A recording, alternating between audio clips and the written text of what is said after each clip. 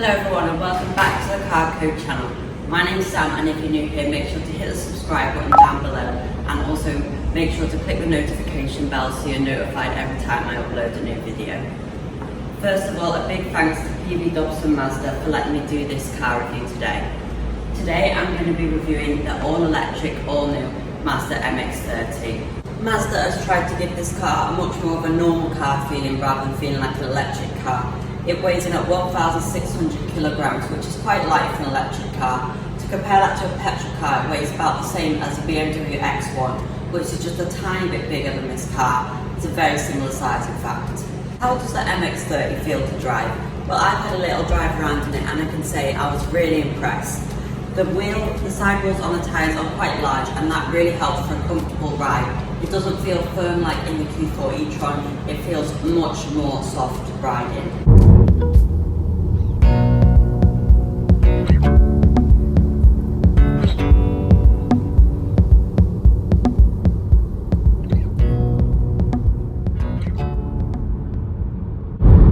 There's one motor option, which is the 35 kilowatt battery, and it has 145 horsepower. That doesn't sound a lot compared to other electric cars, but you can definitely feel the instant acceleration, and because it is light, like I say, it feels a lot quicker and speedier than a lot of electric cars on the market. So at the front of the car, you have LED headlights and LED tail lights as standard on all models.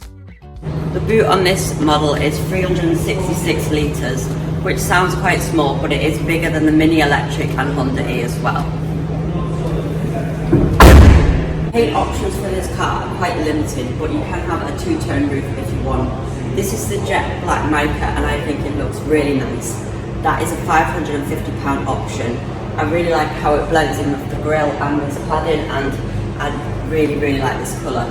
The colours go all the way up to £1,800 if you do want the two-tone with the solid crystal red paint, so that's quite a lot, but most of the paints are £550, so that's not too bad for a car of this size.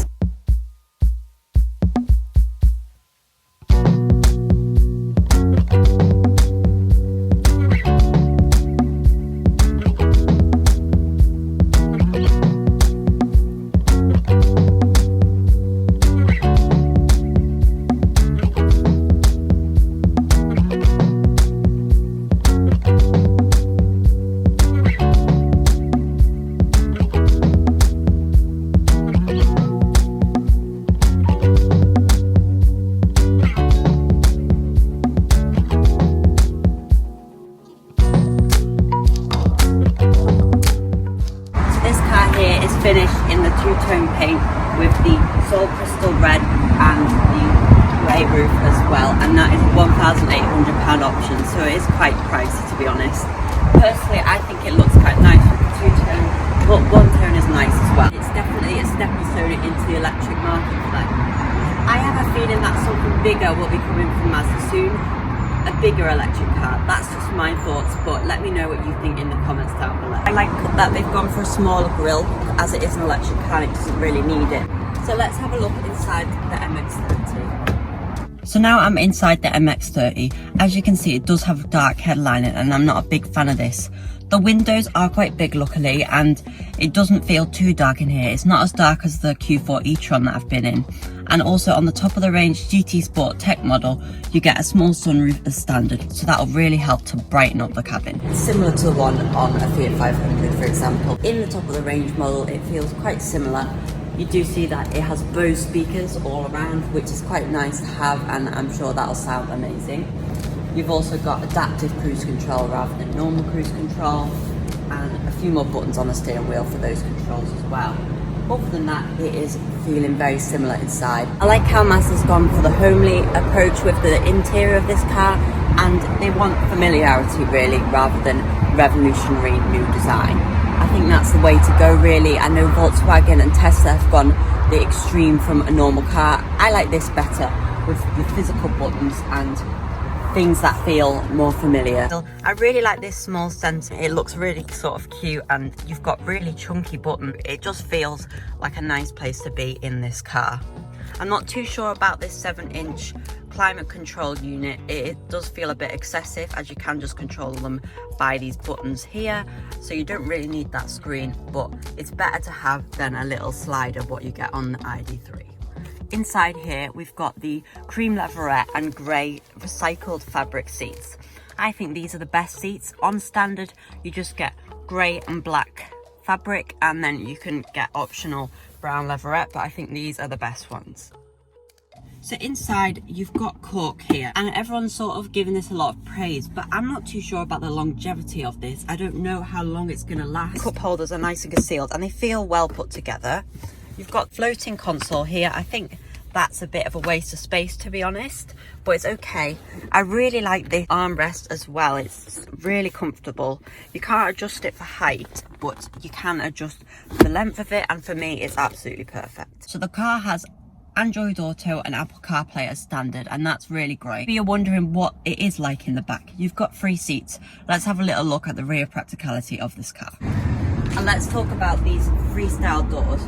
They're inspired by the Mazda MX-30. A more mainstream car that we could compare it to, that more people know about, is the first generation Mini Clubman. It has the same idea of door. Well, the door opens like this, it's on a little catch. You do have to open this door before you do open this door. Personally, I don't think it's much of an issue, and it could be even easier to get child seats in and out of this car. Mazda calls these doors the freestyle doors, and they add a little bit of extra practicality to the car. So before I show you the inside, I just thought I'd do a little demonstration with a 3-door car. As you can see, the doors open extremely wide.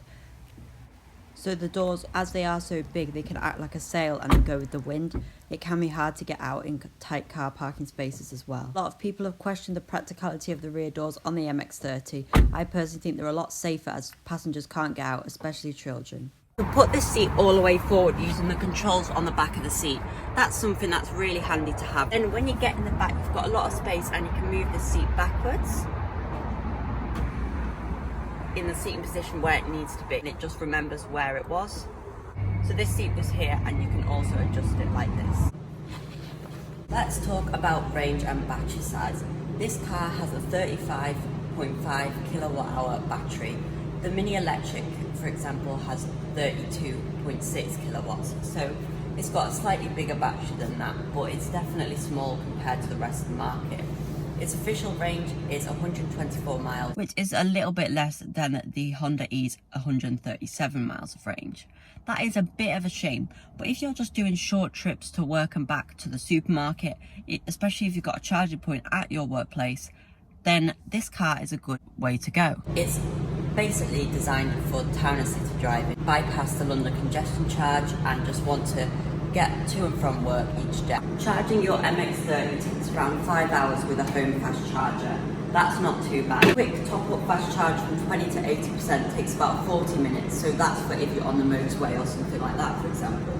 If you do want to do a fast charge from 0 to full, it'll take around an hour, which is longer than other vehicles, but it's alright if you want to do a big weekly shop or something, not so much if you are on the motorway. With prices starting from £26,045, it's quite competitively priced. If you want to buy a demonstrator model, I've seen them for as low as £23,995 for the base model. So that is similar to the price of a new Mercedes A-Class. A Honda E starts from over £29,000, so that puts it in perspective for you. This car as well, I'd say, is a lot better than that car. It has an extra seat. It does also have a 5-star Euro NCAP safety rating, making it one of the safest electric cars out there.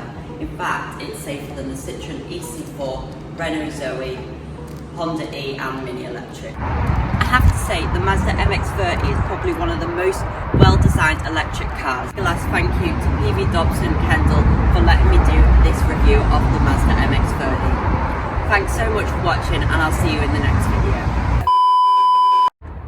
We've got these controls here actually to get in and out, to make it easier. How did you open this? How did I open it? Ah, there's no handle.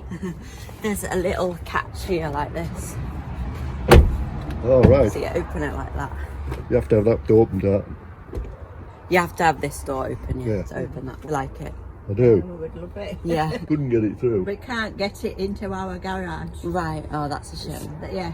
Are you thinking about getting an electric car then? No, No. no. Is this electric? Yeah, Yeah. this He is isn't. fully electric. He's not for it. No. I like the design of it though. I like the shape of it. Yeah, it's nice. I like There's it. everything to like about it, isn't there? Oh, Yeah. But it's no good looking garden because it would never go through. I mean, you wouldn't want to leave that part of I would there. not.